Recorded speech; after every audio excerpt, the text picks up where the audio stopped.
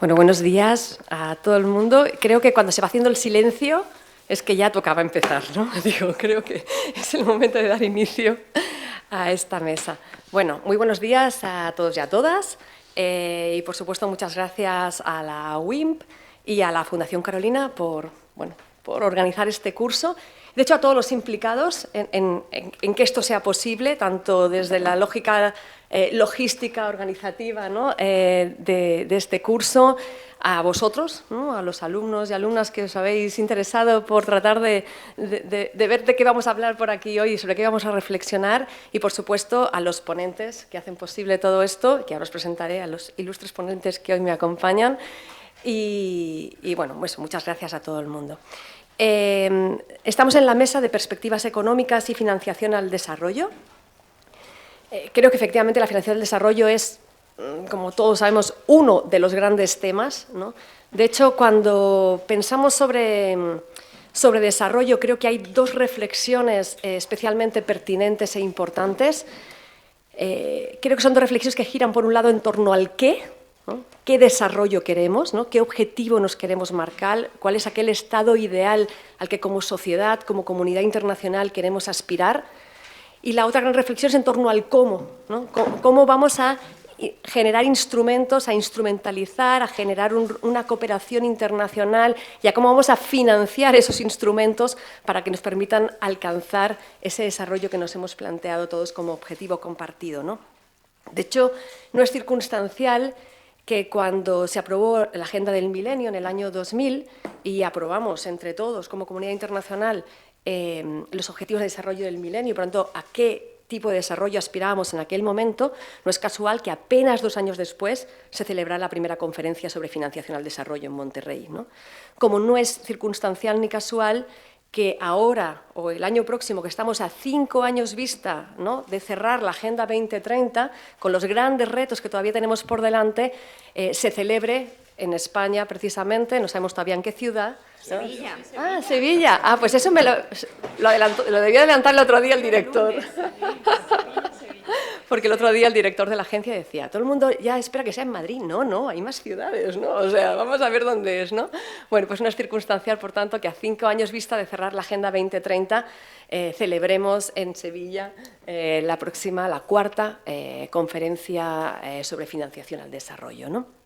Y no es circunstancial tampoco, ni es casual, que cuando estamos en el marco de las agendas del desarrollo y en la transición entre ambas agendas haya habido todo un cambio de narrativa, toda una reflexión en torno a ese qué y a ese cómo. Haya cambiado la narrativa sobre el desarrollo al que aspiramos y haya cambiado la narrativa sobre cómo instrumentalizar y cómo llegar a alcanzar ese desarrollo, ¿no? Sobre el rol de la cooperación internacional y también sobre una cosa muy importante que ha marcado esta última Agenda 2030, que ha sido sobre los actores y la corresponsabilidad que debemos tener entre todos a la hora de conseguir ese desarrollo sostenible y cómo actores de diferente naturaleza, ¿no?, juegan un rol importante. Y no sobre actores de diferente naturaleza, sino sobre la necesidad de establecer alianzas entre estos actores para sumar esfuerzos y entre todos hacer frente a esos retos globales.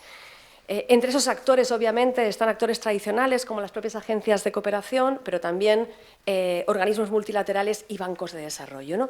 Entonces, todo esto es para decir que en esta mesa tenemos a ilustres representantes justo de esos actores que nos van un poco a ilustrar, ¿no?, a ayudar en nuestra reflexión sobre cómo se puede financiar este desarrollo y alcanzar estos objetivos, ¿no? Entonces, por un lado, os presento a Esther Rodríguez Fernández, especialista senior del BID y con amplia experiencia en el BID, en el Banco Mundial y en temas precisamente de establecimiento de alianzas y de búsqueda de recursos. Así que nada, bienvenida, Esther. A Fernando Jiménez Ontiveros, director de cooperación multilateral, horizontal y financiera de AECID, pero también con gran experiencia en bancos de desarrollo, concretamente en el BID, y en esa tan necesaria coordinación y construcción de alianzas entre actores como la Agencia de Cooperación y los organismos multilaterales y esos bancos de desarrollo, así que será una perspectiva muy interesante también la de Fernando. Y luego tenemos a María Jimena Durán, ejecutiva senior de la CAF, el Banco de Desarrollo de América Latina y el Caribe, y también especializada en temas de recursos, financiación, bancos de desarrollo y, que no voy a hacer spoiler, pero que nos va a mostrar bastante sobre las perspectivas económicas de la región. Bueno, muy bienvenidos y bueno, ellos me preguntaban qué orden, yo digo el que me ha llegado en la lista, así que por fin puede empezar Esther. Voy a tratar de ser, bueno, de que todos respetemos un poco los tiempos para que luego pueda haber preguntas desde el público. Sí, apago esto, que si no... Muchísimas gracias, Cristina, también a mis ilustres panelistas, que los dos son socios importantísimos del BID y a lo largo de mi presentación y sobre todo en las preguntas pondré ejemplos concretos de cómo colaboramos con ellos y también a vosotros por estar en un día tan maravilloso y escapando del calor de Madrid aquí en Santander y no en esta sala y no paseando y disfrutando. Pues bien, como decía Cristina, yo trabajo en el Banco Interamericano de Desarrollo, que somos la mayor fuente de financiación multilateral en América Latina y el Caribe. Actualmente, como todos sabéis, la región está tratando de gestionar la combinación histórica de 3 crisis que se están dando, geopolíticas, económicas y climáticas. A esto hay que sumar lo que el presidente del BID, Ilan Goldfein, define como el triple reto de América Latina y el Caribe, que por un lado son unas mayores demandas sociales, las personas están pidiendo más servicios sociales que se les provea, al mismo tiempo hay una escasez de recursos fiscales para poder hacer frente a esas demandas y por otro lado se da un bajo crecimiento, que esto es un tema estructural que viene acompañado a la región de baja productividad y bajo crecimiento que no permite pues, poder recaudar más recursos para poder hacer frente a estas demandas sociales. Y todo esto se ve agravado por la crisis climática. Aunque la región solo produce el 8% de las emisiones de carbono mundiales, es una de las regiones que sufre mayormente los efectos del cambio climático. Sin embargo, aunque la región se enfrenta a estos retos, también hay grandes oportunidades en la región. La región se puede convertir con las reformas adecuadas en un proveedor de soluciones a retos globales compartidos. ¿Y por qué digo esto? Pues 3 ejemplos muy concretos. Por un lado, en temas de cambio climático, ¿no? La región cuenta con la Amazonía y es necesario proteger toda la biodiversidad que hay en el planeta o en esa región del mundo para proteger al planeta. Y además, en temas de esta transición ecológica hay que tener en cuenta que la región cuenta con el 38% del litio y también con una gran cantidad de cobre. Esto hace que sea necesario, estos materiales críticos son necesarios para poder hacer esta transición verde. Al mismo tiempo, también podemos contribuir a la transición energética. La matriz energética de América Latina y el Caribe es de las más verdes que hay en el mundo, gracias sobre todo a todas las fuentes hidroeléctricas que tenemos en la región y podemos ser una fuente de inspiración, pero también de compartir cómo lo estamos haciendo en la región para que se pueda implementar en otros países del mundo, incluyendo los europeos. Y por último, por la guerra en Ucrania, el mundo está sufriendo una crisis alimentaria. Con las reformas adecuadas podríamos incrementar la exportación de productos agrícolas por 8 veces, de tal manera que podríamos contribuir a solucionar ese reto. Entonces, como veis, la región está en un punto de inflexión y nosotros, como BID, también estamos en un punto de inflexión. En marzo, en la Asamblea de Gobernadores, fueron aprobadas por unanimidad y con gran apoyo de los países europeos 3 reformas que las llamamos BID Impact Plus o IDB Impact Plus. Nosotros utilizamos demasiado el inglés a veces. La primera de ellas es la nueva estrategia institucional, que luego voy a profundizar sobre ella. En segundo lugar, BIT-Invest. BIT-Invest es nuestro brazo privado de financiación al sector privado y vamos a desarrollar un nuevo modelo de negocio que es invertir, Invest to Share, y una recapitalización del banco por 3.500 millones de Bitinvest por 3.500 millones de dólares. Esto nos permitirá que el sector privado tenga un mayor preponderancia en el desarrollo económico sostenible e inclusivo de la región. Y por último, BitLab. BitLab, aquí Fernando le tiene un cariño particular porque fue su gerente general durante 17 años. Entonces, en el BitLab también hemos desarrollado un nuevo modelo de negocio y una ampliación de su capital de 400 millones. Y aquí cuenta con un gran apoyo de España. España ha sido uno de los países que quiere defender este modelo de innovación y venture capital de una manera especial por todo el impacto que tiene en innovación, productividad y emprendimiento. Y como os decía antes, quería ir hacia atrás, pero ¿cómo puedo volver hacia atrás?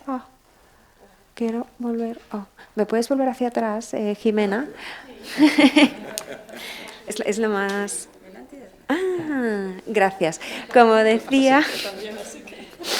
A lo loco. Bajo la nueva estrategia institucional podéis ver que tenemos 3 objetivos. Por un lado es la reducción de la pobreza, por otro lado hacer frente a los retos del cambio climático y también impulsar un crecimiento más inclusivo y sostenible de la región. A mí de la nueva estrategia institucional me llama la atención que siempre hemos tenido los 2 pilares de reducción de la pobreza y crecimiento económico y sostenible, y ahora estamos incluyendo este componente de lucha contra el cambio climático, ¿no? Dada la relevancia que tiene. Y lo vamos a hacer trabajando en 7 áreas de trabajo y centrándonos en 5 maneras. Y una de ellas es precisamente lo que decías tú, Cristina, ¿no? Trabajar más en alianzas y tener instrumentos efectivos y de movilización para poder conseguirlo. No me equivoco del sentido, y aquí, además de esta estrategia que tenemos, vamos a trabajar con iniciativas regionales. Hemos empezado trabajando en Amazonía para siempre, que lo que busca es un desarrollo de esta región y un desarrollo de la bioeconomía. Los 2 primeros socios que tuvimos en esta iniciativa fueron socios ancla, que fueron Alemania y Holanda. Holanda es un país que no necesariamente mira América Latina y, sin embargo, dada la relevancia, por primera vez en muchos años, ha contribuido con más de 10 millones de dólares. Y también tenemos otros socios extracomunitarios como Reino Unido o Suiza, pero también de la Unión Europea, como Bélgica o Italia. Y también contamos con la ECID, con España, tanto el Ministerio de Economía como la ECID, con el que vamos a desarrollar un mercado de bonos amazónicos, un instrumento financiero muy innovador, estamos trabajando. Y luego tenemos otras 2 iniciativas que son América en el Centro, que aquí lo que vamos a hacer es trabajar en lo que sería, evidentemente, América Central en 3 pilares. Por un lado, productividad e integración económica. Es uno de la región en general adolece de falta de integración, pero sobre todo en América Latina, en América Central. Luego también adaptación y resiliencia climática, que es común a las 3 iniciativas regionales, pero tanto América Central como el Caribe lo sufren particularmente. Y luego el desarrollo social de los jóvenes, ¿no? Todos somos conscientes de las presiones migratorias que se están viviendo, y esta es una manera, pues, de dar oportunidades a los países. Aquí todavía no estamos en el proceso de identificación de socios, pero por supuesto contaremos con el apoyo de España una vez más.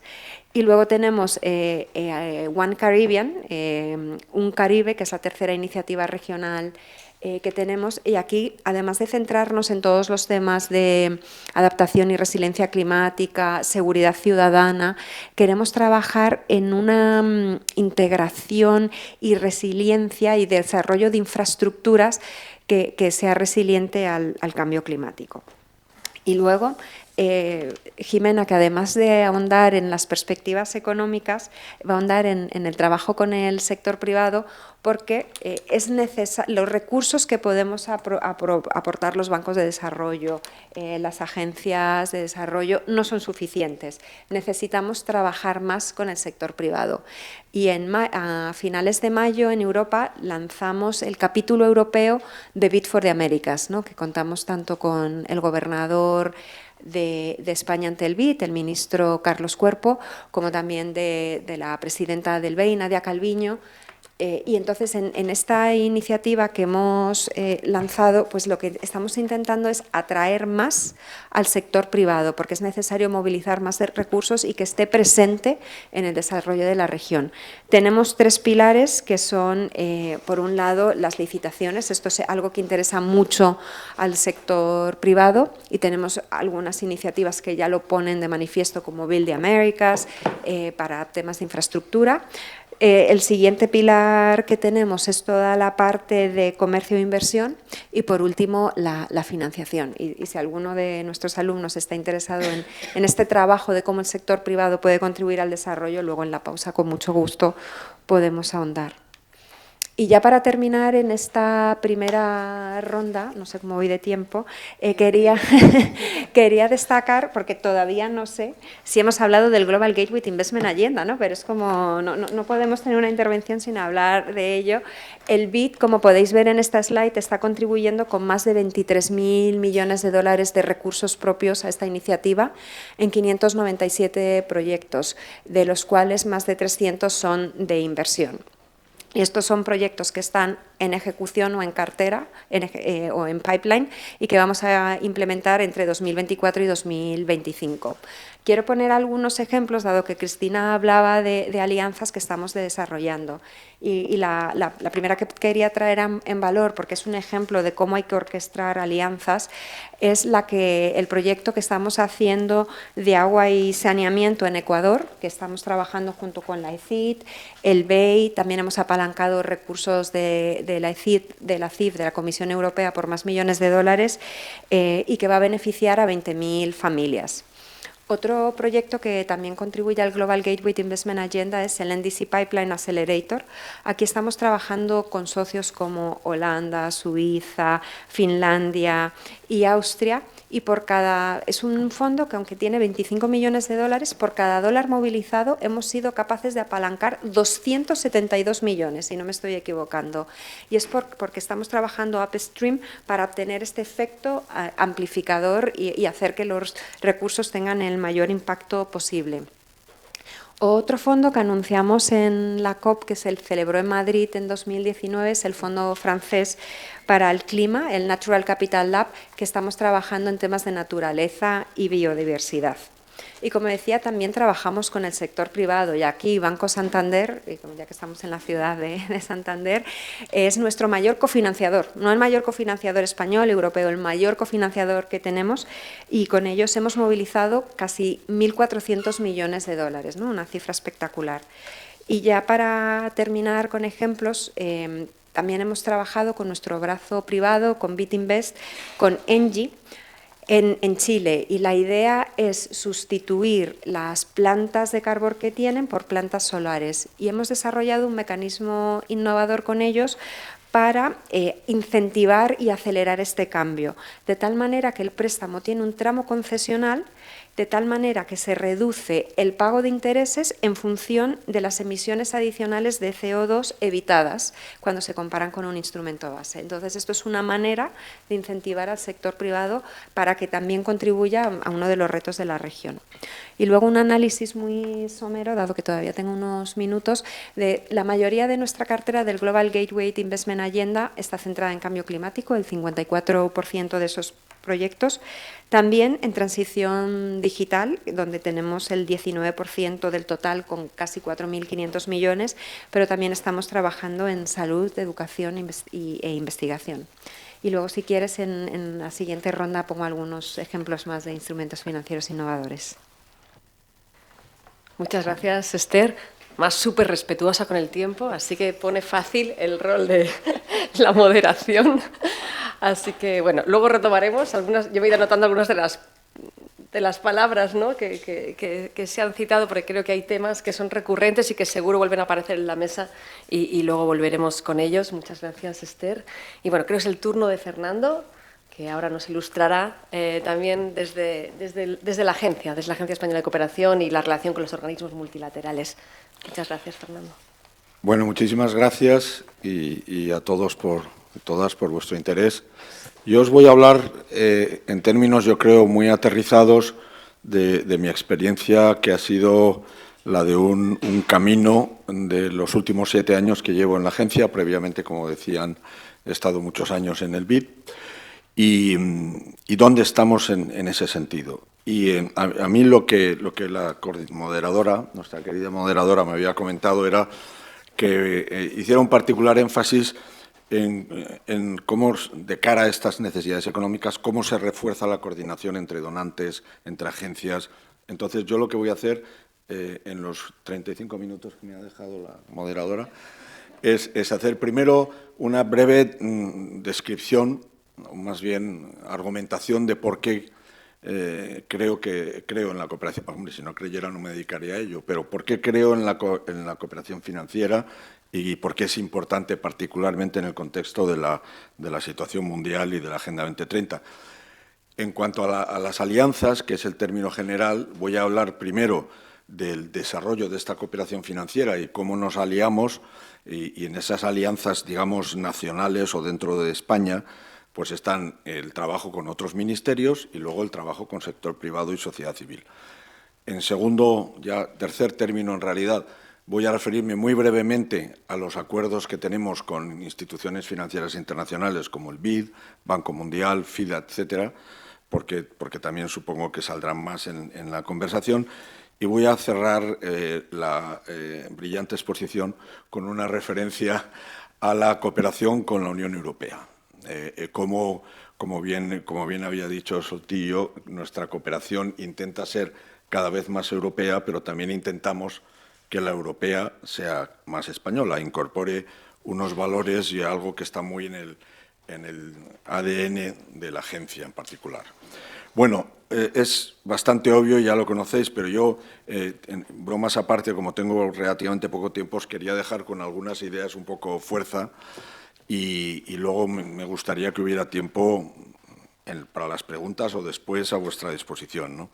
La cooperación financiera española pues está llamada a ser un instrumento fundamental de la cooperación.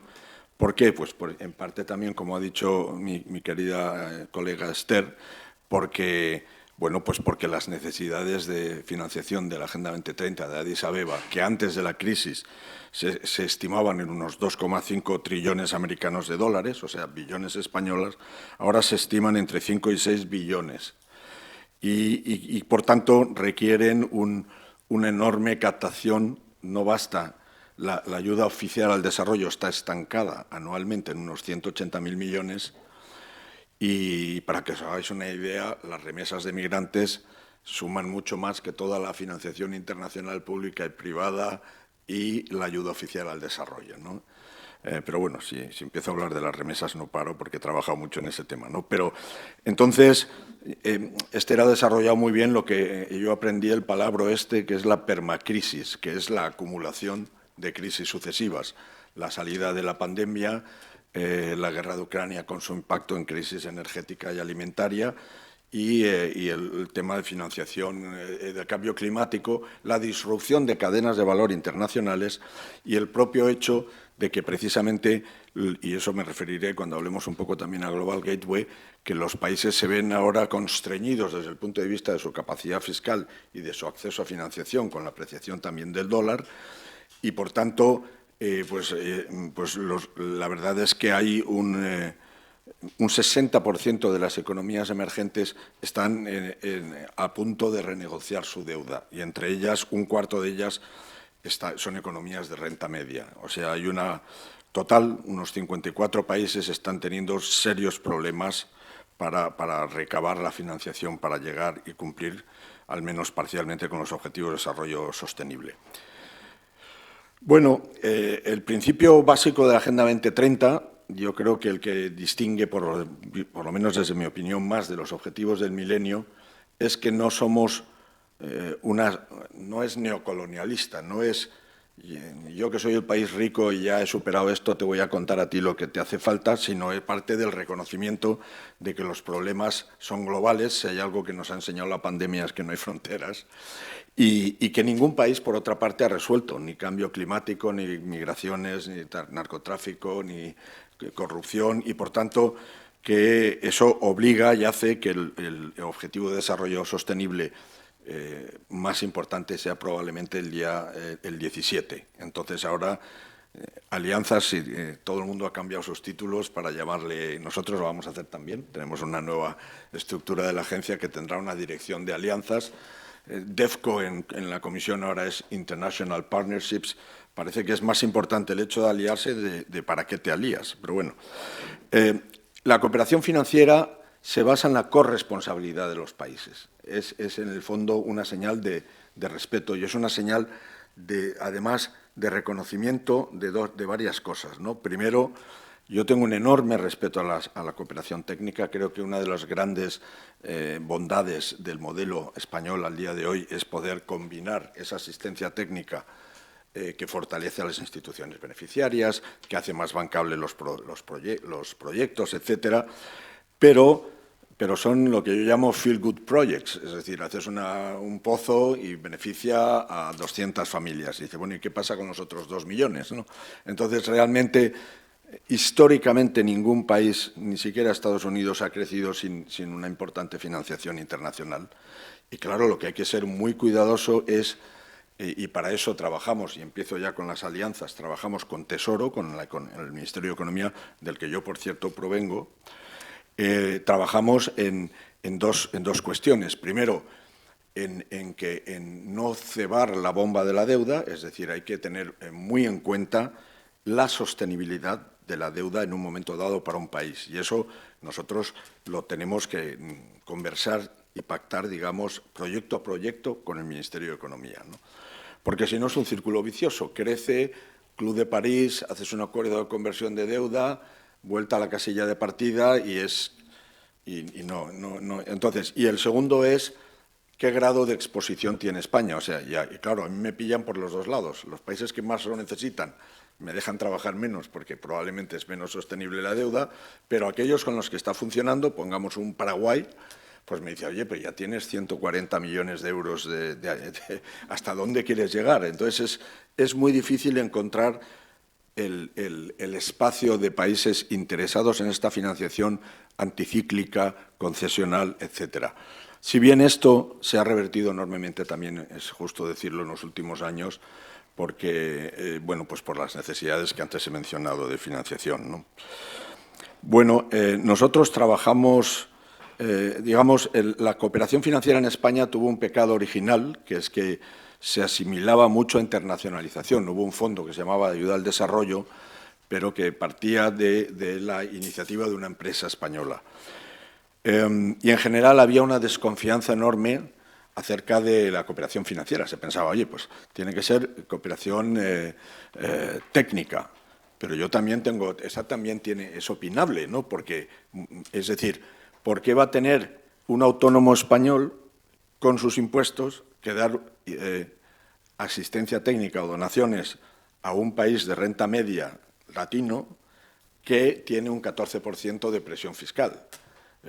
No es una cierta complicidad con un Estado, o un gobierno que no se preocupa por bienes públicos y políticas un poco de largo aliento, ¿no? Bueno, eso en lo que se refiere, entonces, este instrumento, yo no voy a tratar mucho el tema de la reforma de la cooperación porque ya vi que tuvisteis todo un panel dedicado a esto, ¿no? Yo quiero enfatizar la parte, yo como vengo a vender mi libro, ¿no? Como umbral, yo voy a hablar un poco de la cooperación financiera. La bondad de la nueva ley, entre otras muchas, es que, por un lado, consagra la cooperación financiera como una herramienta importante de desarrollo. Segundo, muy importante, reconoce el papel del sector privado como un actor fundamental, y no solo con financiación. Los problemas no se arreglan solo tirando millones a los problemas, sino con el know-how que acompaña esto y que sea una punta de lanza luego de inversiones, etcétera, ¿no? Y luego se cambia el fondo actual, que se llama Fonprode, parece un conde alemán, por otro que se va a llamar FEDES, Fondo Español de Desarrollo Sostenible. No va a ser tan rápido como FEDEX, pero sí vamos a intentar que simplifique mucho los procesos y que tenga más instrumentos. Entre otras cuestiones, se van a poder hacer garantías, se van a poder hacer PPPs, alianzas público-privadas. Se va a poder prestar en términos concesionales incluso a países de renta media. España siempre ha defendido que si tú eres pobre te consuela muy poco saber que tu país es de renta media y que de hecho una parte importante de la pobreza fundamental en América Latina se concentra en países precisamente de renta media. Entonces siempre hemos sido un adalid de trabajar con estos países, ¿no? De todas formas, somos, el Fonprode y posteriormente el FEDES lo que hace es básicamente trabajar ya con el sector público.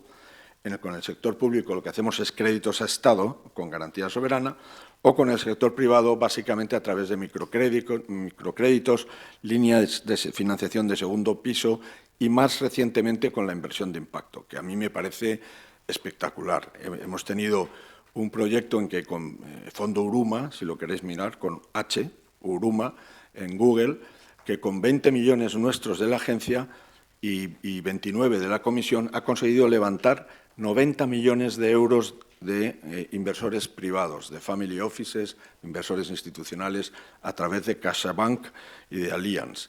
Y ahora se va a ampliar a nivel mundial con otro que se va a llamar Kuali, con K y con I latina, que va con 50 millones nuestros y 30 del Fondo Verde, va nada menos que a levantar 215 millones del sector privado. Es decir, el sector privado es fundamental.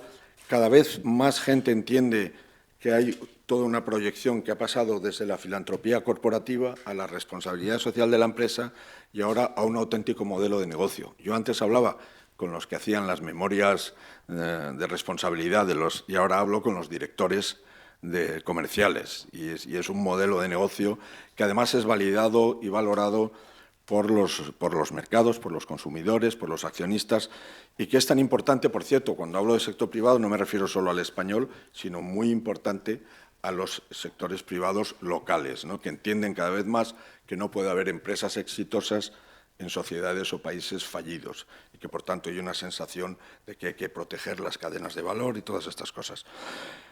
Estamos organizados de una forma un poco peculiar. Ya estoy terminando casi. Os voy a decir, queremos tener un Banco Español de Desarrollo. Eso es complejo. En los países de nuestro entorno ya lo tienen. O sea, la agencia francesa tiene una sociedad financiera que es supervisada nada menos que por el Banco Central Europeo. KfW también es un banco de desarrollo. En Italia se le asignó a la Cassa de Depositi e Prestiti, etcétera, ¿no? Y yo creo que ese es el camino. Este es un paso intermedio de cara a esa discusión. Bueno, a nivel internacional, claro, yo cuando me incorporé a la agencia, ese año, en el 2017, se habían aprobado por Consejo de Ministros 18 millones de euros. El año pasado agotamos el tope que tenemos, que son 375 millones, y tuvimos que pasar 80 millones a este año. Dices, bueno, qué grandes somos. No, qué grandes somos no, porque los franceses, frente a 375, ellos pueden comprometer 12.000 millones al año. Los alemanes, 9.000, e incluso los italianos, que son más primos hermanos, 5.000. Entonces, y sin embargo, Francia y España dan casi la misma cantidad a ONGs.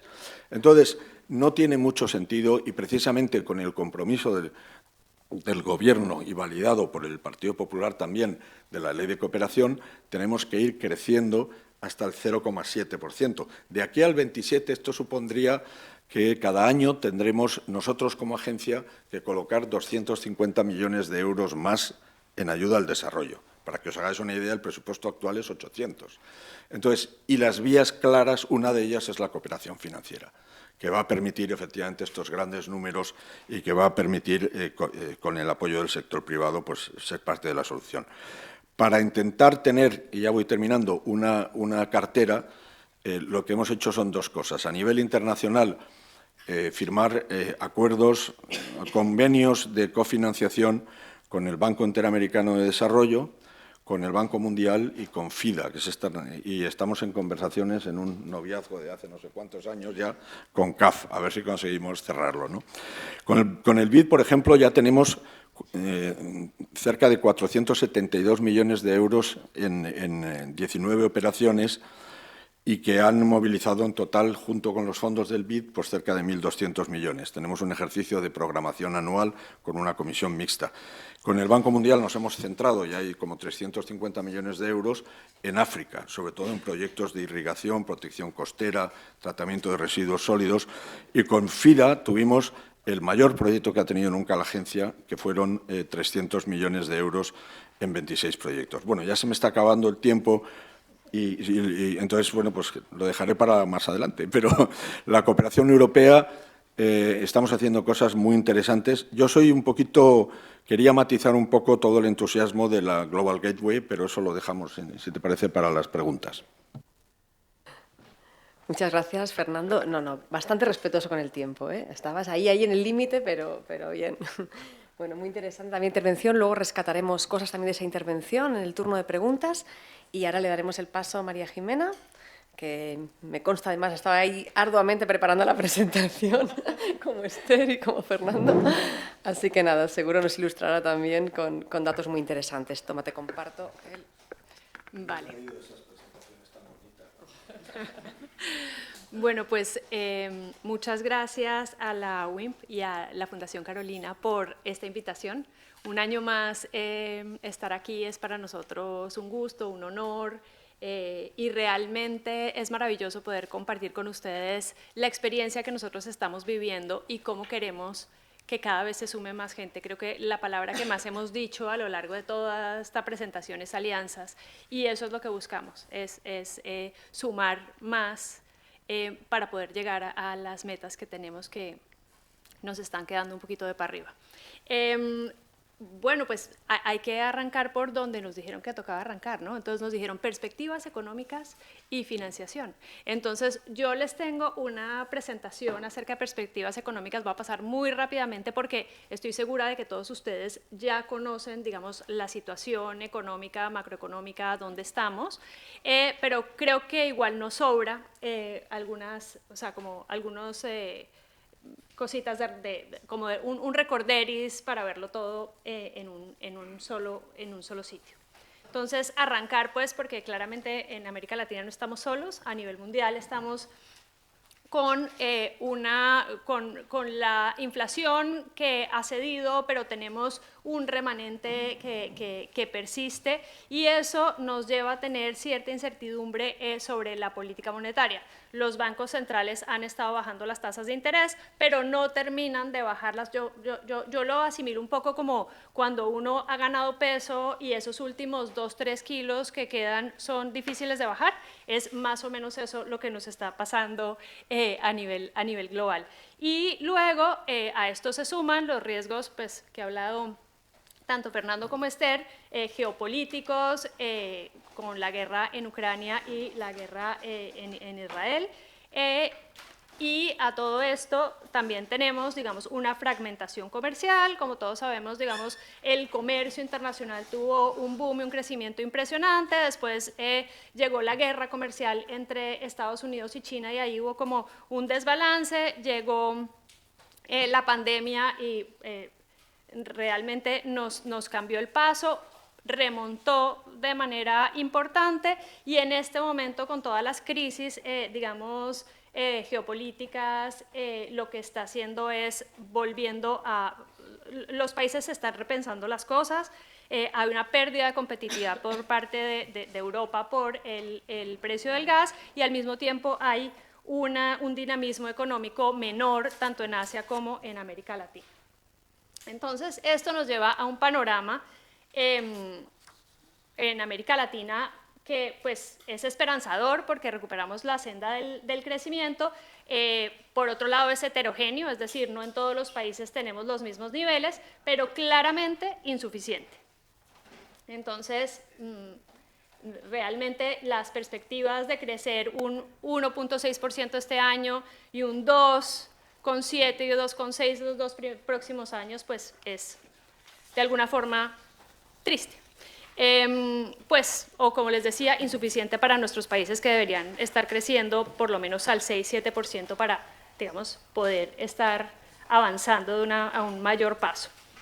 En cuanto a la inflación, pues la inflación se está acercando a los niveles prepandemia, ha cedido, aún en países en donde la inflación sigue siendo muy alta, como Argentina y Venezuela, vemos que está bajando, así que en la inflación tenemos relativas buenas noticias. Sin embargo, tenemos varios retos pendientes. A pesar, pues digamos, tenemos un fuerte endeudamiento en todos los países, la pandemia nos obligó a endeudarnos aún más. Sin embargo, la buena noticia, a pesar del endeudamiento que tenemos todos, es que no vemos ninguna razón, digamos, de alarma por ahora en América Latina en cuanto a los niveles de endeudamiento. Entonces, ahí las cosas están relativamente tranquilas. Sin embargo, los ingresos fiscales son bastante bajos en comparación con los de los países de la OCDE y se necesita un mayor esfuerzo para garantizar la sostenibilidad. Esto, pues como les digo e insisto, los países en América Latina son tremendamente heterogéneos, entonces así como tenemos países en donde la presión tributaria es elevada, como Argentina y Brasil, en donde no hay un problema, digamos, de presión tributaria, sino de moderación del gasto, tenemos otros países en donde la presión tributaria no es suficiente y necesitamos varias, lo digo como colombiana, que ahora ya estamos hablando de una nueva reforma tributaria dentro de poco. Por otro lado, tenemos un crecimiento potencial que se desacelera y la productividad sigue siendo baja, y no solamente tenemos una baja productividad, sino que la brecha entre Estados Unidos y América Latina y el Caribe sigue creciendo.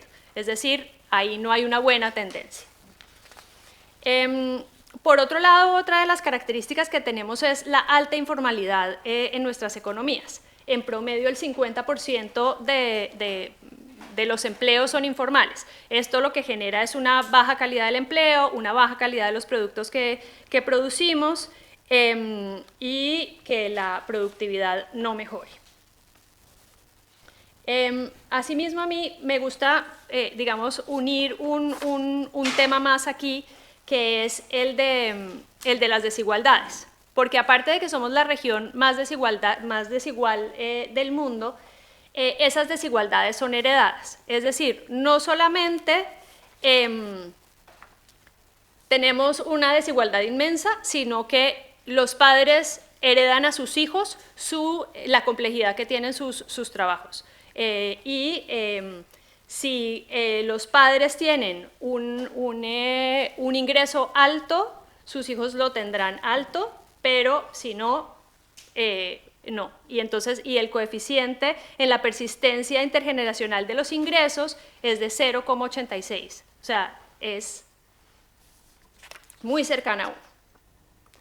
Ante todo eso y mezclando, digamos, un poco lo que estábamos diciendo a nivel global con las perspectivas en América Latina, lo que tenemos es que la persistencia inflacionaria genera demanda externa modesta y, por tanto, un menor crecimiento de las exportaciones. La incertidumbre sobre la política monetaria genera una política monetaria cautelosa, depreciación de las monedas, mayores dificultades para la consolidación fiscal y bajo crecimiento de los flujos de capital. El riesgo geopolítico pues aumenta la incertidumbre sobre los precios de los combustibles, los alimentos y la energía, y la fragmentación comercial genera algunas posibilidades que antes no teníamos. O sea, aquí se genera una oportunidad. Entonces tenemos las oportunidades del nearshoring, del friendshoring y de la transición energética, que, como decía Esther, nosotros somos una región solución en términos de transición energética. Y ante toda esta perspectiva, yo creo que es importante ver pues, cuál es el rol que tenemos nosotros, los bancos multilaterales, para poder ayudar a solventar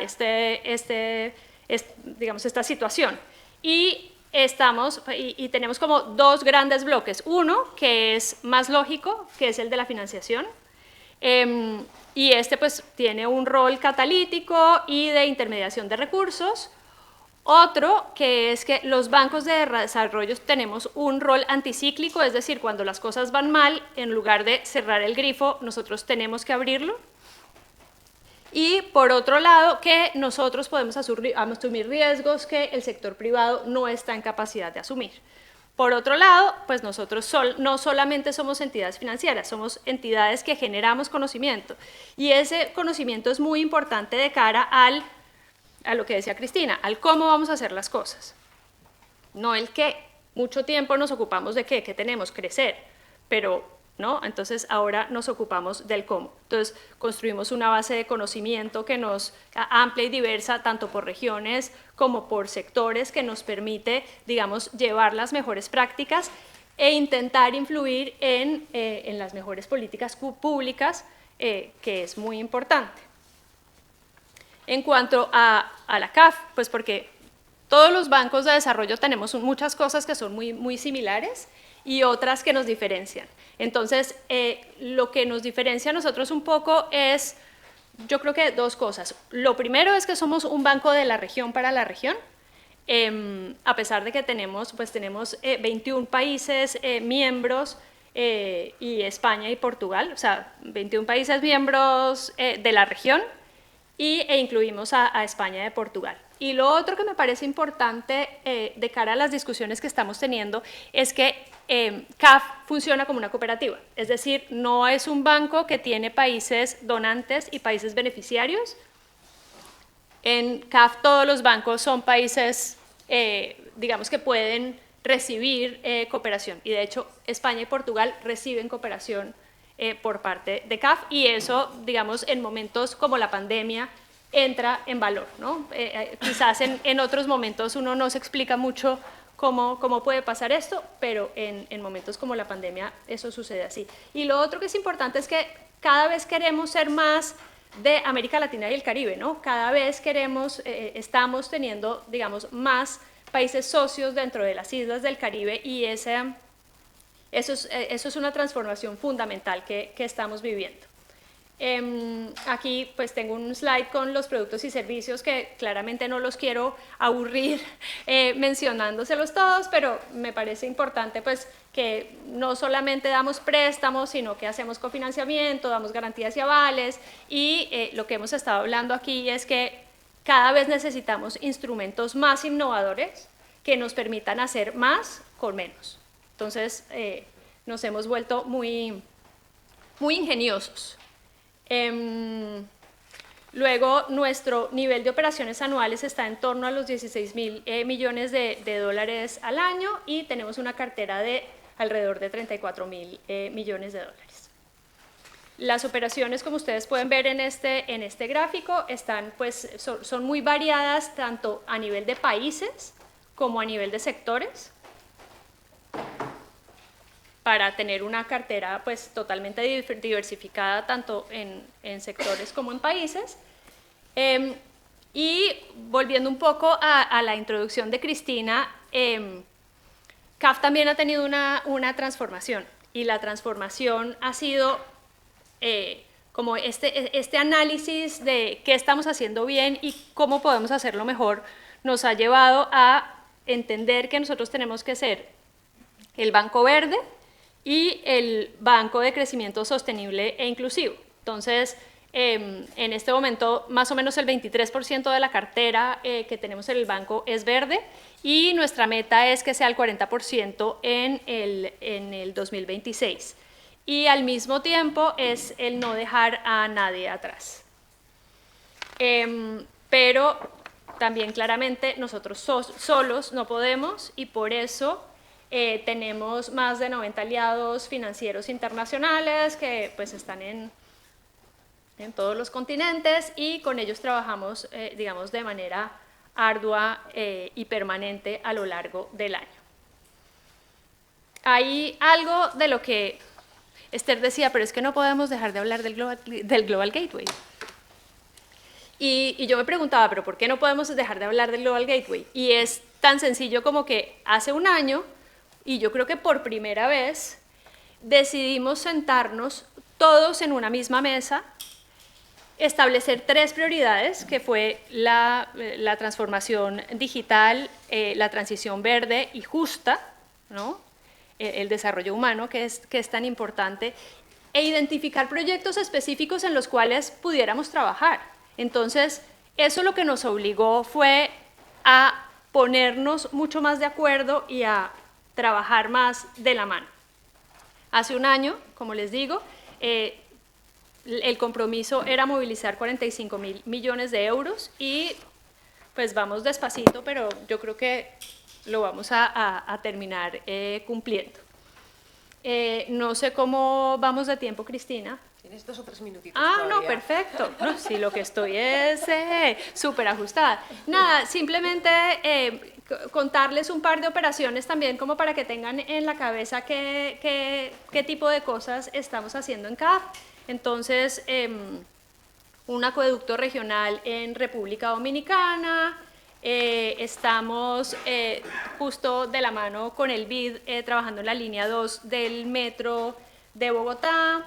Estamos haciendo un refuerzo de la red de distribución de electricidad en Ecuador y estamos rehabilitando y mejorando la ruta nacional PI 22 en Paraguay. Entonces, como ustedes ven, tenemos todo tipo de proyectos de infraestructura física y pues y digital.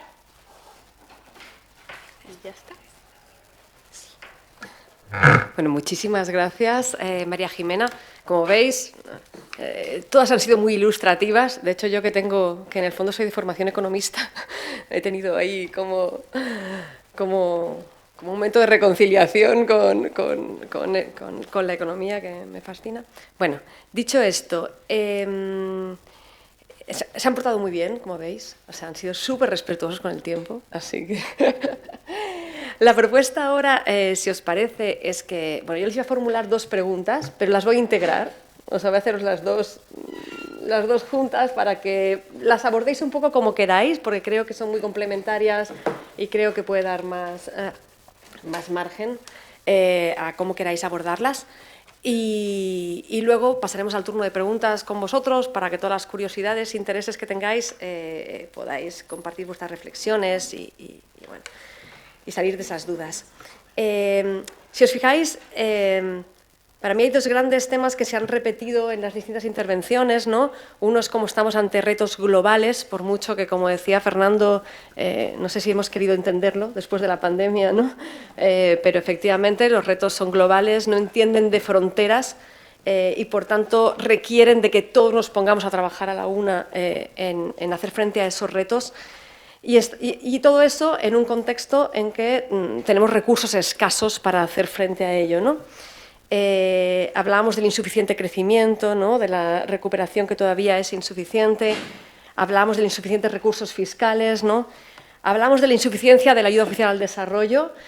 Un dato curioso, creo que no es un problema solo de financiación de escasez de recursos, lo ha ilustrado muy bien Fernando cuando ha puesto la enorme brecha que hay entre los recursos que necesitamos, que estamos hablando de billones de dólares, frente a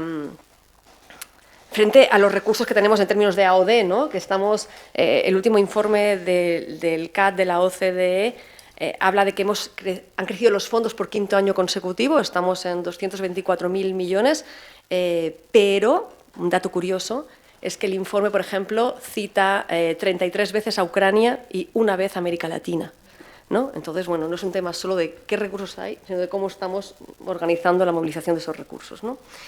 Entonces, en ese contexto, por tanto, es muy importante complementar los recursos financieros, buscar soluciones innovadoras, ¿no? Ver qué otras fuentes tenemos, ver cómo podemos complementar, como decía muy bien María Jimena, desde la experiencia, desde el conocimiento, ¿no? Que también aporta, es un valor, ¿no? Que también aporta, ¿no? Me ha gustado mucho lo de región, solución, y cómo podemos sumar esfuerzos entre todos, ¿no? Cómo podemos, además de articular soluciones innovadoras, hacerlo coordinándonos desde actores de diferente naturaleza. Entonces, mi pregunta para todo esto era, por un lado, si desde su experiencia, tanto Esther como Fernando como María Jimena, nos pueden compartir algunas experiencias concretas e innovadoras, ¿no?, que representen soluciones a estos retos globales y que impliquen o no más recursos financieros o que impliquen o no complementar esos recursos financieros con otras cosas que también aportan al desarrollo.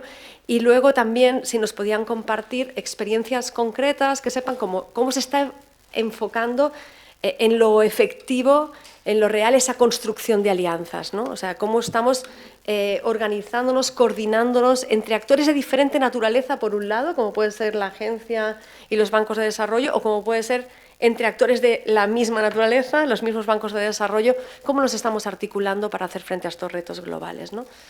Entonces, bueno, Esther. Ay, sí, perdón. Muchas gracias.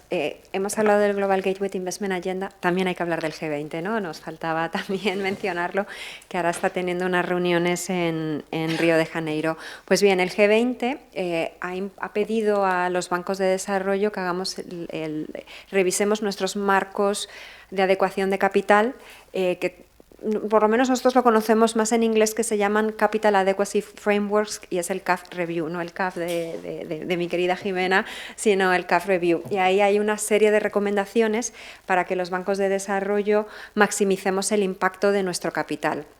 Pues bien, en el BID estamos a la vanguardia de implementar las que han sido esas recomendaciones, y voy a poner un ejemplo, ya que decías poner ejemplos concretos sobre la optimización de balances. Nosotros estamos trabajando, perdona que te doy la espalda, pero es para hablar así como al público, con SIDA, la Agencia Sueca de Cooperación Internacional al Desarrollo, que en 2021 con ellos desarrollamos una garantía de 100 millones de dólares que nos la daban en nuestro portfolio en Brasil, pero nos permitía liberar espacio fiscal por 300 millones de dólares en 3 países que son de interés de la cooperación sueca y para los temas que les interesa. Y ya este año hemos incrementado esa ambición y tenemos una nueva garantía que anunciamos en nuestra asamblea por 250 millones de dólares, como veis muchísimo mayor, pero que libera espacio fiscal de hasta 469 millones para trabajar en Amazonía. Esto es muy importante porque los países de la región a veces tienen un trade-off y dicen tengo que hacer construir este metro o esta carretera o hacer un proyecto en Amazonía. Y probablemente les dé más votos hacer esa carretera que proteger la Amazonía. Pero con esta garantía tienen ese espacio fiscal para poderse endeudar con los dos. Y como tenemos esta iniciativa Amazonía para siempre, que mencionaba antes, pues tenemos los recursos de cooperación técnica para poder hacer los proyectos. Entonces, esa es una línea en la que estamos trabajando de maximizar nuestro capital. Y sobre instrumentos financieros innovadores, he traído 2 de sector público que están muy relacionados con el tema de cambio climático y uno más social con el sector privado. El primero de todos es BitClima, que es un enfoque innovador que recompensa al prestatario por alcanzar ciertos objetivos y le da una recompensa del 5% del monto de su préstamo, que es una subvención que no tendría que estar pagando. ¿Y por qué estamos dando estos incentivos? Pues para que ellos puedan acceder a los mercados de deuda en temas verdes y de naturaleza. Tenemos una dotación inicial de 1.000 millones para este proyecto y para hacer trabajar en 10 países, y los países tienen que cumplir con al menos 3 indicadores, ¿no? Tenemos 3 indicadores. 1, que es establecer metas ambiciosas. 2, tener políticas y gastos adecuados para poder conseguirlo. Y tercero, desarrollar los instrumentos para poder medir e informar que realmente están consiguiendo esos objetivos. Y esto es muy importante porque esto es lo que luego les permite acceder a los mercados de deuda, ¿no? Que puedas demostrar que lo has conseguido. El segundo ejemplo que traigo es lo que nosotros llamamos Credit Debt Swaps o conversión de deuda por naturaleza. Quizá hayáis leído en prensa, porque tuvo mucha resonancia, el que hicimos en Ecuador el año pasado, porque fuimos la primera institución multilateral que combinamos tanto una garantía como un riesgo político. Y aquí trabajamos con Estados Unidos, con la cooperación financiera de desarrollo. Y este canje de deuda por naturaleza nos permitió que Ecuador se financiara en los mercados de manera más barata, liberando 1.000 millones de dólares que se van a destinar a proyectos en Galápagos. Y ahora más recientemente estamos trabajando con el BEI y la Comisión Europea para realizar un proyecto en Barbados de mejora de la infraestructura sostenible. Y por último, como os decía, este es ejemplo de bonos temáticos. Seguro que habéis oído hablar de Green Bonds, Blue Bonds, pero también tenemos bonos sociales, que parece que en esta agenda hoy nos estamos centrando mucho en temas de cambio climático, pero la agenda social en América Latina también es muy importante. Y este es un instrumento que desarrolló BitInvest en 2022 para hacer un bono de economía plateada, ¿no? para la gente senior que pueda seguir teniendo una vida activa. Y luego ya para terminar, no sé si estoy en tiempo o no, sí. Tenemos la colaboración que decías tú, cómo estamos trabajando con otros socios. Pues bien, ahora mismo, como antes hablábamos de escala e impacto, y la escala sin impacto es improductiva y el impacto sin escala es insuficiente. Entonces, ahora el BID ostenta, somos el head of the heads of NDBs, ¿no? En inglés suena muy bien, somos el jefe de los bancos de desarrollo. Y entonces, la propuesta de valor y la agenda que estamos empujando no es solo que los bancos de desarrollo trabajemos como sistema, sino que también trabajemos para ser más eficaz y tener más impacto. En abril de este año organizamos un retiro en los márgenes de las reuniones de primavera del Fondo Monetario Internacional y del Banco Mundial, donde reunimos a los presidentes de los 10 bancos que veis ahí, y publicamos el viewpoint, que en español creo que se dice punto de vista, ¿no? Yo, como siempre lo digo en inglés, que tiene estas 5 áreas y que es público y que os animo a leer. La primera de las líneas de actuación, y muy alineado con lo que venimos conversando en este panel, es la necesidad de aumentar la capacidad de financiamiento de los NDBs. En Marrakech, en la reunión anterior del Fondo Monetario y del Banco Mundial, en otoño del año pasado, los bancos se comprometieron a ampliar su financiación entre 300.000 y 400.000 millones de dólares para cerrar esa brecha de financiación. Y en la próxima reunión que haya en otoño de 2024 vamos a reportar precisamente sobre este punto.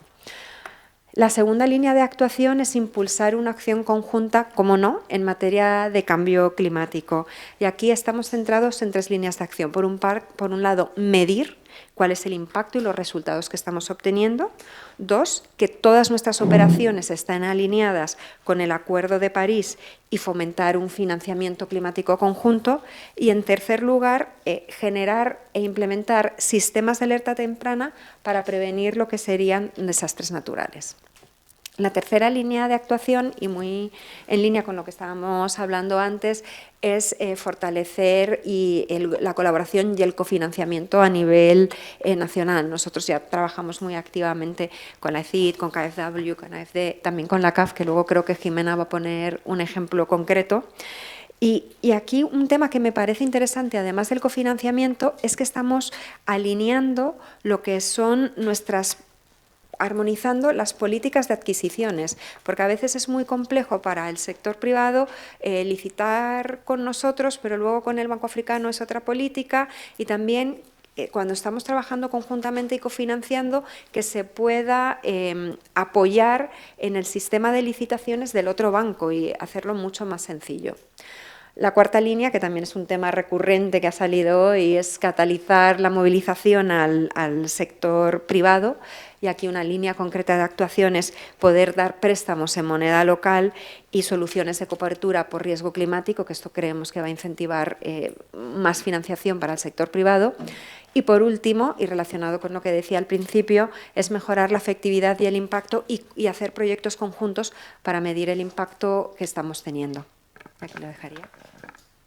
Muchas gracias, Esther. Bueno, muy ilustrativo y además creo que muy necesaria, ¿no?, esta intervención, porque muchas veces es importante pasar de la visión estructural o de la reflexión estructural global a conocer iniciativas concretas que efectivamente nos dicen esto se puede hacer, ¿no? A veces es muy importante que podamos ver las cosas concretas, ¿no?, y ver que funcionan y que pueden lograr esos resultados que todos queremos, ¿no? Así que nada, muchas gracias, Fernando. ¿Tu turno?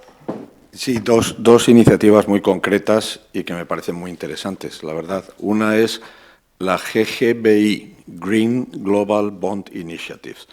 Esta va a ser una sociedad que vamos a crear, liderada por el Banco Europeo de Inversiones y con varias agencias de desarrollo europeas, en la que España, en principio, se ha comprometido a contribuir con 100 millones de euros de un total de 800 de capitalización inicial, pero que podrían aumentarse en 50 más.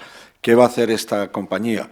Básicamente va a apoyar con una bolsa de cooperación técnica a los países para que puedan desarrollar proyectos verdes. Y segundo, y les va a apoyar también en los costos de emisión de bonos verdes. Y lo siguiente que va a hacer es una de dos: o comprar esos bonos verdes y colocarlos en el mercado, y ojo, esos bonos verdes pueden ser emitidos tanto por gobiernos como por sector privado, o garantizar esos bonos verdes con a su vez una garantía, una contragarantía parcial de la Unión Europea. Este es un ejemplo, yo creo, muy bonito de colaboración. El segundo que quiero mencionar tiene un nombre muy horrible, que se llama GEFIC, que es Joint European Financiers for International Cooperation. Básicamente lo que nosotros éramos los nuevos chicos del barrio cuando llegamos a la cooperación financiera. Los grandes, para que os hagáis una idea, entre Alemania, Francia y el BEI se repartían prácticamente casi el 80% de todos los fondos europeos de cooperación financiera. Llegamos los italianos y nosotros y ahora, bueno, nos han hecho ahí un espacio, tampoco estorbamos tanto, y lo que hemos conseguido es firmar una plataforma de cofinanciación. Esto está ligado precisamente, y hemos hablado poco de ellos, a las Team Europe Initiatives. Es verdad que es difícil seguir a la Comisión, porque la Comisión saca un flashy word cada mes, ¿no? Primero es Global Gateway, Working Better Together, Team Europe Initiatives, Flagship Projects, GGIA, Global. Entonces, pero esta en particular responde al deseo de las agencias europeas de trabajar conjuntamente y, por tanto, poder cofinanciar proyectos de mayor envergadura vinculados justamente a estas iniciativas del equipo Europa, Team Europe Initiative, ¿no? Que, para que os hagáis una idea, la agencia va a contribuir con 1.940 millones de euros a estas iniciativas y en 58 de estas iniciativas, que hay nacionales, regionales, etcétera. Bueno, pues esta plataforma, con un reconocimiento mutuo de procesos, va a poder permitir que la agencia francesa, por ejemplo, lidere un proyecto en que estemos varias agencias europeas. Entonces, GEFIC y la de Green Bonds me parece importante. Un último matiz. Todo el mundo ha hablado, y yo comparto, porque además nosotros apoyamos, el Gobierno español, 9.400 millones, fue un hito realmente, y no quiero disminuirlo en modo alguno, pero también yo quiero indicar que la cooperación europea va más allá del Global Gateway, porque eso ha inquietado mucho a determinados países. Y, digamos, alguien preguntaba antes en la conferencia ¿qué aporta un poco España? España ha aportado un poco la importancia de la transición social, de no dejar a nadie atrás y que, por tanto, que no se centre, siendo como son fundamentales, ojo, que no se centre todo en grandes proyectos intensivos en capital de infraestructura, sino que también apoyemos inversión privada y también proyectos que básicamente sostengan pues a ese 50% que habíamos visto de población informal, de trabajo informal. Muchas gracias, Fernando, por todos los aportes también. Tu turno, Jimena. Ay, espera, que yo comparto. Sí, aquí compartimos con alegría. Bueno, yo también voy a traer como 3 ejemplos que nosotros consideramos emblemáticos en los que estamos innovando. El primero de ellos es la canalización de los derechos especiales de giro. Entonces, esto nos ha permitido hacer, pues somos el primer banco de desarrollo que ha utilizado estos derechos especiales de giro en emisiones tanto para Argentina como Ecuador, lo cual ha permitido que tanto Argentina como Ecuador alivien sus situaciones de deuda. Por otro lado, y una cosa que es también muy emblemática para nosotros y que a veces perdemos de vista, y es que 8 de cada 10 personas en América Latina viven en ciudades. Entonces, es muy importante que nosotros demos, cubramos al sector subnacional. Muchas veces las grandes ciudades tienen mucho mejor rating crediticio que el mismo país.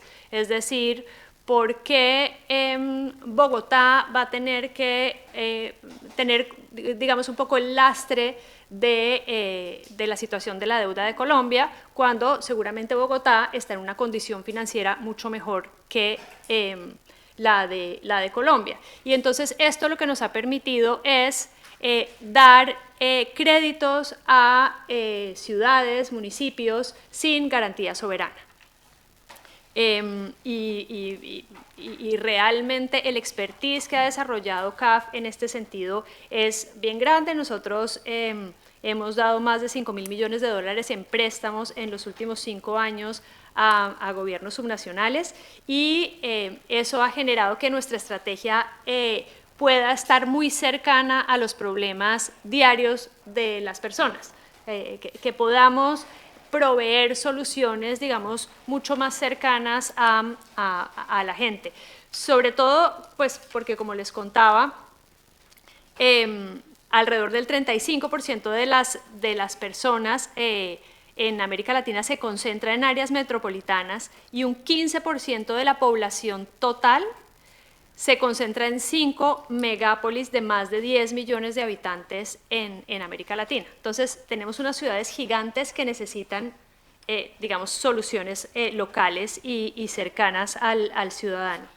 Y por último, quizás ya no ahondar tanto en este tema porque lo hemos cubierto todos, y es el tema de los privados, de la necesidad de que el sector privado se una en este esfuerzo que estamos haciendo todos, ya no solamente a través, como decía Fernando, de la filantropía y la responsabilidad social corporativa, sino a través de su propio actuar, ¿no? Del desarrollo de proyectos que sean sostenibles y que ayuden al desarrollo. En cuanto a cómo trabajamos de manera conjunta, como les mencionaba, a mí me parece que nosotros tuvimos un momento muy especial hace un año con el Global Gateway. De hecho, el BID y nosotros firmamos un MOU en marzo de este año, en el cual decidimos trabajar en 4 puntos fundamentales: proyectos regionales de infraestructura física y digital, por un lado, desarrollo de iniciativas de seguridad ciudadana y justicia, la co-creación de conocimiento, porque muchas veces el BID, CAF, el Banco Mundial, todos estamos desarrollando productos de conocimiento y muchas veces se repite. Entonces, mucho mejor si nos retroalimentamos y generamos un producto mucho más potente. Y por último, en la búsqueda de iniciativas y cofinanciamiento en Centroamérica y República Dominicana que promuevan la gestión y manejo sostenible de los plásticos y el cuidado de los océanos. Sin embargo, yo creo que también es muy importante mencionar que uno no necesita MOUs para trabajar de manera conjunta, ¿no? O sea, está muy bien poner un paraguas, la parte legal. Y quería traer esta colación pues porque independientemente del MOU o no MOU, pues el BID y nosotros estamos cofinanciando el proyecto de Alimentar en Argentina, o como les mencionaba, la segunda línea del metro en Bogotá. Y estamos trabajando a través de una alianza que incluye a Fomplata, pues otra vez al BID, a Fomplata y al BNDES, en movilizar 10.000 millones de dólares para proyectos de infraestructura para la integración regional. Y esta visión regional también nos hace diferentes, porque muchas veces los problemas, y cada vez más, los problemas no son locales de un país.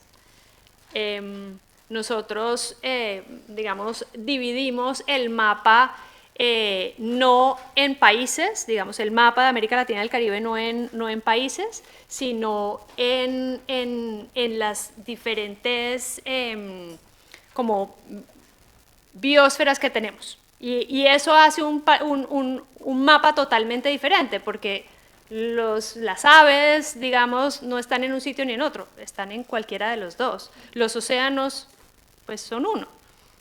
Entonces hay muchas más cosas que requieren ese approach, no de un país limitado, sino digamos, con una mirada mucho más global. Y en este tema hay otra cosa que me gustaría resaltar, y es que el Banco Mundial, el BID y nosotros estamos trabajando de manera conjunta en el tema de seguridad ciudadana y crimen organizado. Esto es un tema que Erika conoce mucho mejor que nosotros, pero pues que es un tema que ha estado latente durante muchos años, pero que de repente ha cobrado una importancia impresionante, y es que primero que todo es la principal preocupación de los ciudadanos en América Latina y el Caribe, que a veces pensábamos como la pobreza, el desempleo, ¿no? No, es la seguridad ciudadana. Por otro lado, tenemos la tasa de homicidios más alta del mundo. Y estamos viendo cómo la expansión del crimen organizado es increíble. A mí me gusta siempre poner este ejemplo, y es que el narcotráfico es la multilatina más exitosa y más impresionante que tenemos, y donde hubiéramos logrado ese éxito en otras áreas hubiera sido fantástico. Entonces, y pues tampoco hay que olvidarnos de los temas, digamos, de corrupción y falta de transparencia que también pues nos acucian. Entonces, el 19 de agosto vamos a estar lanzando esta idea, les damos aquí la primicia, pero este es uno de esos temas en que uno dice, si no trabajamos de manera conjunta, realmente no vamos a avanzar. Y otro de esos temas que quiero traer también a la mesa es el tema de la migración. La migración no es un problema que se va a ir. La migración es un problema estructural y que vamos a tener que vivir con ella, y lo vivimos aquí en Europa, lo vivimos en América Latina muy fuertemente, y tenemos muchas experiencias de haber trabajado en temas de migración juntos. De hecho, con AECID, CAF y el BID tuvimos la oportunidad de trabajar en Barranquilla con los migrantes venezolanos, y esa fue digamos, una oportunidad muy, muy buena. Y en este momento también estamos trabajando de la mano con AECID en ver si nos dan un grant de la Comisión Europea para sociedades inclusivas, que estamos ahí pujando a ver si lo logramos. Entonces, un poco la conclusión es, estamos trabajando cada vez más de la mano, pero podemos trabajar cada vez más coordinadamente, y seguro que tendremos, digamos, unos resultados mucho más potentes si lo hacemos así.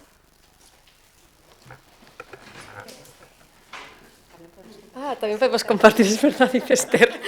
No me discrimines, que pobre Esther. Sí, puedo elegir. Exacto. Ante la escasez de recursos, yo tengo aquí abundancia de recursos, tengo 2 micros. Es verdad, también trabajáis con la SEGIP. Todos juntos. Pues la verdad que, bueno, muchas gracias, María Jimena, muchas gracias a los 3 miembros de la mesa. La verdad que, bueno, yo no he dejado de tomar notas, así que luego compartiré algunas reflexiones finales, pero bueno, es vuestro turno. Muy bien. Voy a tratar de ser ordenada. Primero ella pide la palabra, luego...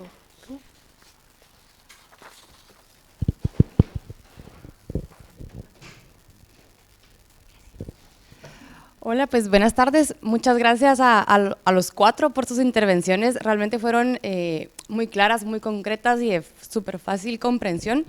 Yo tengo 2 preguntas muy breves, creo yo. La primera es para Esther. Me llamó mucho la atención la acción que mencionaste de productividad e integración económica para Centroamérica. y realmente mi pregunta va desde el desconocimiento de competencias específicas, si esta se va a trabajar en conjunto o hay algún plan de trabajarlo en conjunto con el CIECA para evitar duplicidad de funciones o unificar herramientas, equipo, pues eso. Y la segunda es para Jimena. Estaba haciendo una breve revisión de los países del CAF y me llama la atención que no está Guatemala. Entonces quisiera saber si hay una respuesta, si hay un porqué, si se puede contestar de por qué no está, si ha pasado, no sé, tiene razones políticas o negociaciones que seguramente por ahí va. Gracias. Muchas gracias.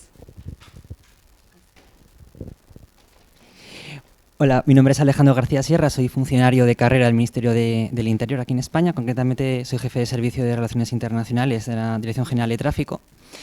Va a ser un poco más larga mi intervención porque hay unos puntos que quiero recalcar, sobre todo que veo que en este curso, y ya he hecho varias intervenciones en recalcar la importancia de cuando hablamos de cooperación público-público. En mi caso, tenemos un programa de cooperación internacional, en este caso con Iberoamérica, a través del programa OISEBI se denomina. Trabajamos con SEGIF, concretamente somos uno de los 30 pipas que existen en SEGIF, pero también hay otros, por ejemplo, SEGIF, como por ejemplo Iberarchivos, que también es ámbito público. Entonces, la cuestión, me podría extender mucho, pero una cuestión que estoy muy de acuerdo es la importancia de la construcción de alianzas. En nuestro caso hemos construido alianzas de cooperación técnica a través de la OMS, la Organización Mundial de la Salud, la OPS, que es la Organización Panamericana de la Salud, y también Banco Mundial. De hecho, han asistido precisamente como una estrategia nuestra de darles a conocer la importancia de nuestra labor a estas organizaciones, y han quedado realmente sorprendidas y en el sentido de la importancia que tiene nuestra labor. De hecho, bueno, el Banco Mundial cifraba en 2018 una cosa para tratar de dar importancia a esta cuestión, que en los países de renta media y baja, donde no se invierte en seguridad vial, esto en un periodo de 10 a 15 años lastra en más de un 10% el crecimiento del PIB en estos países. Por su parte, la DGT hemos publicado un informe en colaboración con el ámbito privado, Universidad de Murcia, bueno, Universidad Pública, pero con Sigma 2 también, que se valora la prevención de una víctima mortal en accidente de tráfico en 2 millones de euros. 2 millones de euros multiplicados, por ejemplo, Ecuador, que recuerdo la cifra, más de 2.800 fallecidos el año pasado, si se reduce al menos en 1.000 personas, vemos un crecimiento económico y social, que es lo más importante. De hecho, países como Colombia, Argentina y Perú han declarado un problema de salud pública esta cuestión.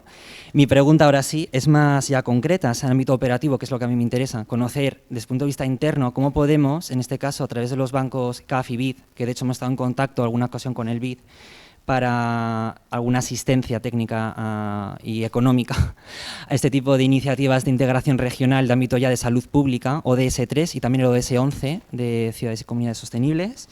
¿Cómo justificar o cómo acceder a proyectos de financiación? Es decir, cómo ha de ser el acercamiento, cómo podemos, si es a través de invitaciones, si es a través de la justificación de un proyecto, informes, cómo se hace eso a nivel operativo. Es mi pregunta, y si también está incluido, porque no lo he visto porque está muy pequeñito, si en el Global Gateway está incluido algún tipo de iniciativa en este sentido, en materia de seguridad vial. También recordar que es también seguridad ciudadana, en cierto modo, y también tenemos una estrecha colaboración con la cooperación policial en España, a través de las diferentes embajadas, y una pequeña alusión a la ECID, que con la ECID sí que, por ejemplo, tenemos relación y queremos saber, claro, nosotros... lo ideal sería tener una mayor financiación para que nosotros, a través de las diferentes oficinas de la ECID en Iberoamérica, ya sea Uruguay o sea, por ejemplo, Honduras, por ejemplo, convocatorias públicas para proyectos de inversión en seguridad vial en estos países. Entonces, por eso una financiación mayor a través de estos bancos sería estupendo, precisamente para lograr el ODS 3 y el ODS 11 en todos estos países y contribuir al crecimiento económico de los mismos. Muchas gracias. Gracias. No sé si queréis sumar más preguntas y si la compañera de anterior se quiere presentar, porque no lo he dicho, pero por supuesto. Perdón, mi nombre es Luisa, soy abogada de Guatemala precisamente y finalizando un máster en Protección Internacional de los Derechos Humanos. Muy bien. ¿Otra pregunta? Sí. ¿Qué os parece? Las acumulamos un poco y luego que Sí. cada uno responda un poco. Yo soy Marta Blanco de COE y participo luego en una mesa redonda a las 4 de la tarde a la que invito a todo el mundo a participar. Bueno, para equilibrar las preguntas, la mía va a Fernando, a decir, para que haya el mismo número de preguntas. Comentabas, Fernando, que las necesidades ascienden a 5 o 6 billones y que la ODE está estancada en 189.000 millones. Entonces, mi pregunta es, Claro, si uno ve estas cifras, dice no llegamos nunca, pero lo que está ocurriendo es que muchas de esas necesidades pueden ser abordadas a través de instrumentos, proyectos que no necesariamente son AOD. Y por eso que muchas veces se habla en estos términos y parece que todo tiene que ser AOD, pero hay otras fórmulas. Gracias. Una pregunta por ahí de Erika. Sí, yo tenía una pregunta porque a mí todo el tema de bonos me parece súper interesante y una buena vía para abrir el futuro. Pero las capacidades todavía para generar este tipo de instrumentos son muy básicas, es decir, inexistentes, especialmente en entes locales. Y quería saber si estáis trabajando un poco desde los bancos en generar capacidades, no solamente en generar bonos, sino en generar capacidades especialmente en el sector local. Gracias, Erika. No sé si hay alguna pregunta más o si queréis, de momento abordamos las respuestas, que ya creo que hay material de sobras, y luego seguimos en función de cómo vayan las cosas. He vuelto a coger eso. No, la próxima ronda no, que sean otros los primeros, ¿no? Sobre la primera pregunta, estamos desarrollando ahora mismo la iniciativa América en el Centro con estas líneas de actuación y sí que vamos a trabajar con actores locales como SIECA para informar nuestro conocimiento y buscar esas alianzas. A diferencia de la iniciativa de Amazonía para Siempre, que la lanzamos en 2022 y ya tiene más recorrido, esta es más inicial, por eso no te puedo poner ejemplos concretos de con qué socios estamos trabajando, pero espero que al año que viene nos volváis a invitar, que podáis participar y poder comentar los avances, ¿no? como debe ser. Y sobre la segunda pregunta, que también luego contestará Jimena, para el día, como ha dicho Jimena, tenemos la iniciativa de seguridad ciudadana y vamos a hacer el lanzamiento el 19 de agosto en Ecuador, que va a participar el presidente Noboa. Ya hemos invitado tanto al Ministerio del Interior como a la Policía Nacional de España a que participen. Entonces, sí que tenemos un diálogo con público con los actores españoles. Sobre la Dirección General de Tráfico, el tema de tráfico es una parte que sí que está incluida en la parte de seguridad ciudadana y nos encantaría conocer más del trabajo que estáis haciendo y luego podemos intercambiar tarjetas para profundizar. Sobre cómo podemos colaborar, yo aquí, Jimena, veo dos líneas de actuación. Por un lado sería lo que hemos llamado hasta ahora alianzas, que sería que no hay transferencia de recursos entre uno y otro, sino que van a un proyecto. Entonces ahí pues podríamos pensar en lo más básico, que es intercambio de conocimiento o desarrollar un proyecto concreto. Y lo otro, como decías tú, que ya no es alianza, sería una licitación, donde ya tenemos un proyecto que cuenta con financiación o una cooperación técnica que cuenta con financiación, que se está implementando y yo no sé si vosotros tenéis esta línea de actuación, os presentarais a la licitación y la ganarais. Pero yo creo que esas serían las dos líneas de actuación, pero luego si quieres en la pausa podemos profundizar.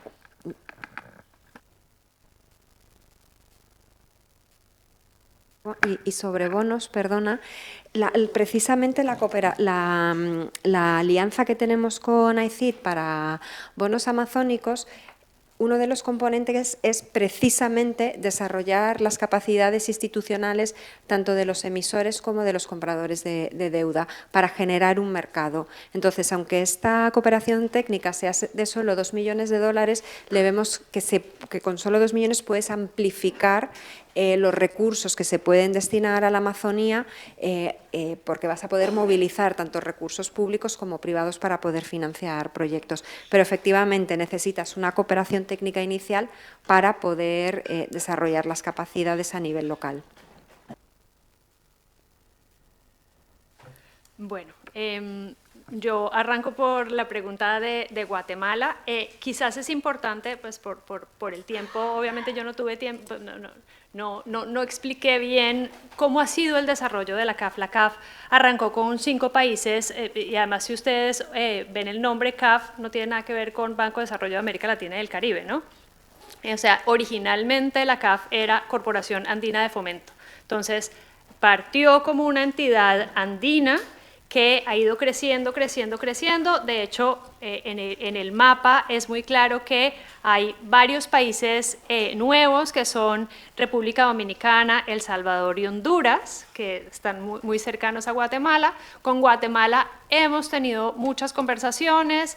Estas conversaciones son conversaciones, digamos, difíciles, dispendiosas. Normalmente el pertenecer a uno de estos bancos de desarrollo tiene que ir al Congreso para que el Congreso apruebe que el país pertenezca a estas instituciones. Entonces, estamos trabajando en ello, es la respuesta. Todavía no lo hemos logrado, pero estamos trabajando en ello. En cuanto al tema de cómo podemos trabajar de la mano con instituciones públicas españolas, aquí surge una de las cosas que yo les decía que CAF es diferente del resto de los bancos, y es decir, España tiene cooperación técnica, y la forma, digamos, como tanto España como Portugal trabajan su cooperación técnica, es que siempre nos han dicho, nosotros podemos ser beneficiarios de esa cooperación técnica, pero los beneficios tienen que redundar en la región. Entonces, nosotros tenemos proyectos, no sé, les voy a dar un ejemplo con Portugal. Turismo Portugal, que es una entidad del Estado, está dando asesoría en 2 municipios del Pacífico colombiano en temas de turismo sostenible. Entonces, la cooperación técnica va a Turismo Portugal, ¿no? Pero redunda en beneficio de la región, y esto se ve reflejado en la región. ¿Cómo opera esto? CAF asigna un cupo por cada uno de sus países miembros al año para cooperación técnica. Se presentan los proyectos por parte de las entidades públicas o españolas o portuguesas. Mineco prioriza esos proyectos, es decir, dice efectivamente aquí hay un tema que es prioritario para nosotros y nos parece interesante trabajar de la mano con la CAF, y ese proyecto se lleva a cabo. Y esa, digamos, sería una forma. La otra forma es que justo tú mencionabas Iberarchivos. Nosotros la semana pasada en Sevilla firmamos un acuerdo con Iberarchivos para la digitalización de archivos. Vamos a arrancar con el Archivo General de Colombia.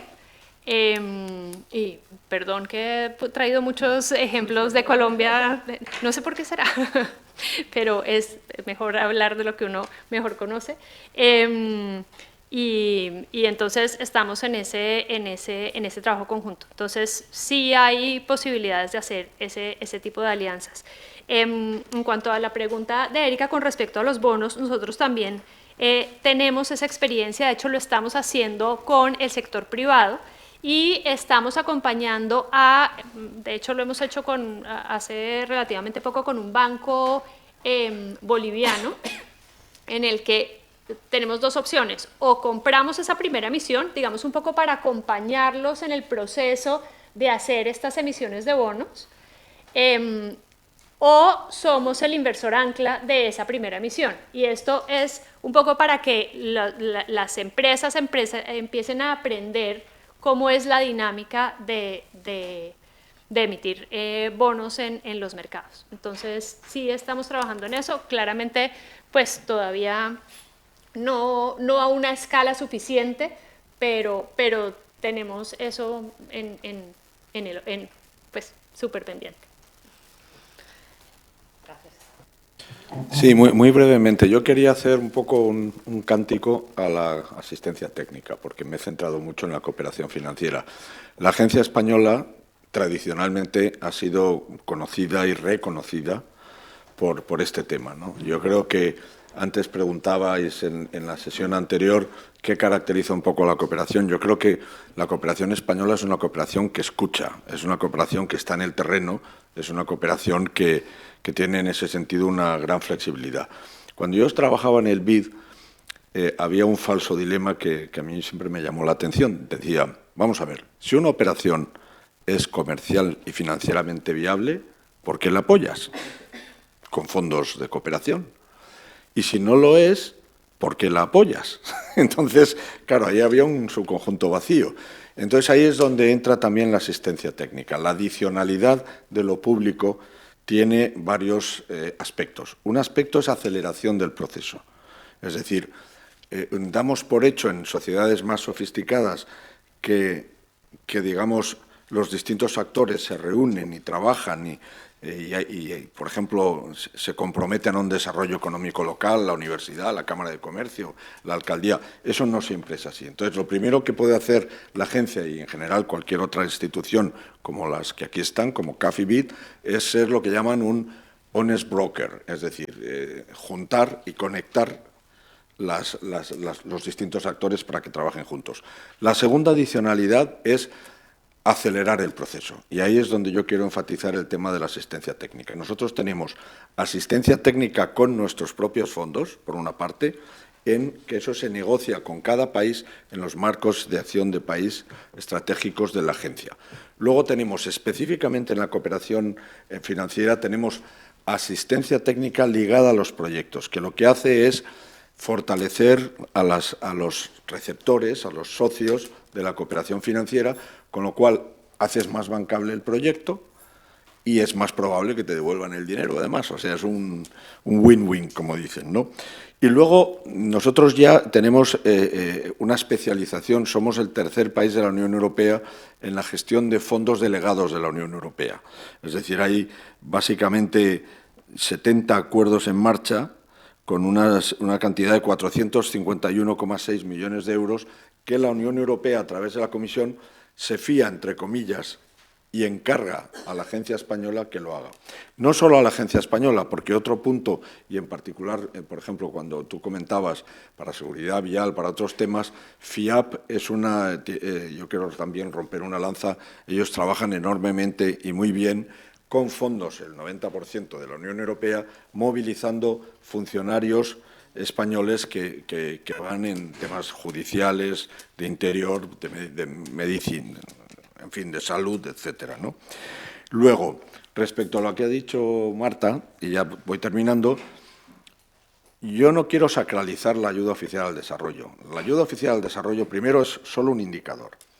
Y además es un indicador que el Comité de Ayuda al Desarrollo de la OCDE parece que tiene un particular interés en revisar cada X meses cómo se calcula, qué incluye, con gas, sin gas.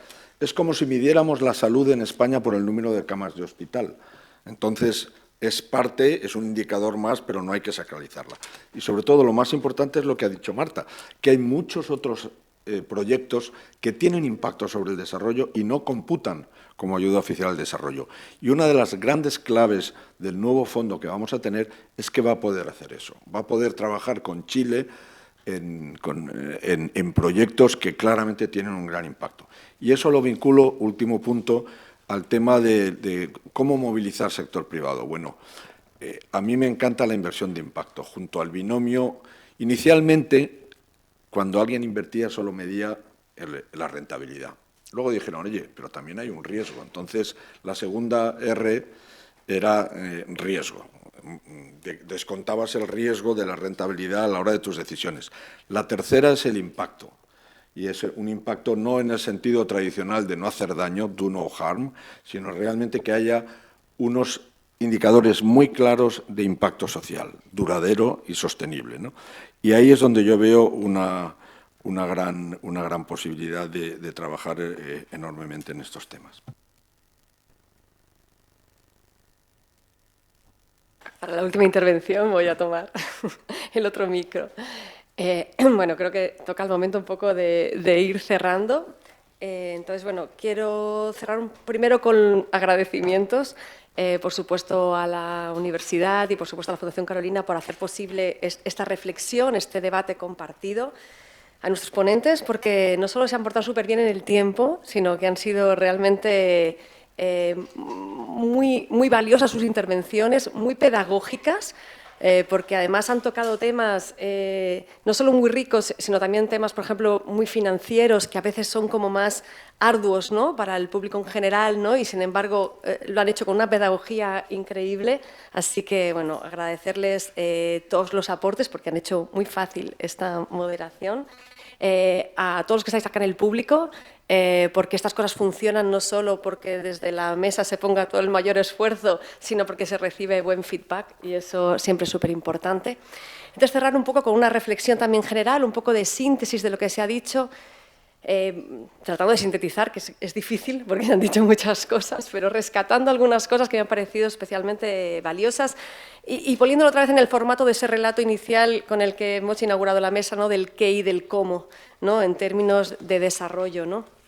Entonces, nos ha quedado claro que tenemos un qué por delante muy desafiante, ¿no? Tenemos enormes retos, retos climáticos, retos de inclusión, retos energéticos, ¿no?, y que tenemos que caminar hacia el cómo, ¿no?, hacia búsqueda de soluciones que nos permitan dar respuesta a estos retos, ¿no?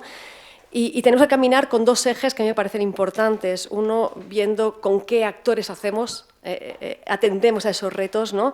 Y fijaros la conexión tan importante que ha salido no solo de actores de diferente naturaleza, lo privado, lo público, lo multilateral, lo nacional, sino también esa conexión tan fina y muy importante entre lo global, lo regional y lo local, ¿no? Y cómo se establece, ¿no?, desde los retos una dirección de lo global a lo regional, a lo local, ¿no?, y desde la respuesta al revés, ¿no?, desde lo local a lo regional y lo global, ¿no?, como hay una bidireccional ahí muy interesante, ¿no? El reto de establecer entre esos actores alianzas que nos permitan sumar esfuerzo realmente para que entre todos logramos hacer frente a esos retos. Y una segunda cosa importante en esas soluciones, que es con qué recursos contamos, ¿no? Hemos visto la escasez de recursos financieros, la necesidad de impulsar otros instrumentos que no solo sean financieros, sino que superen eso también. De hecho, agradezco el alegato final por la cooperación técnica. Yo que vengo que estoy mañana lo veremos, en la cooperación sur-sur, ¿no?, y tengo mi corazoncito en la cooperación técnica, lo agradezco especialmente. Cómo es importante no solo complementar esos recursos financieros con el conocimiento, con la experiencia y con una cosa que ha dicho Esther y que no quiero dejar de pasarla porque me parece súper relevante, con los datos y con la medición. Es un recurso importantísimo, es uno de los recursos más importantes, una de las materias primas más importantes que tenemos en estos momentos, porque al final estamos hablando de cómo enfrentar estos retos desde las políticas públicas, con diferentes actores, pero desde políticas públicas, y para hacer con menos más, ¿no?, se ha dicho también en la mesa, y tener políticas públicas que respondan mejor a esos retos, necesitamos de la medición y de los datos, que son los que nos orientan en la toma de decisiones, ¿no?, en el diseño de esas políticas públicas. Y bueno, todo esto que tenemos enfrente de ver cómo resolvemos este qué y este cómo, lo veremos también cuando empezamos a redefinir la nueva agenda de desarrollo, ¿no?, en la conferencia del año que viene, en Sevilla, me ha quedado claro que va a ser en Sevilla.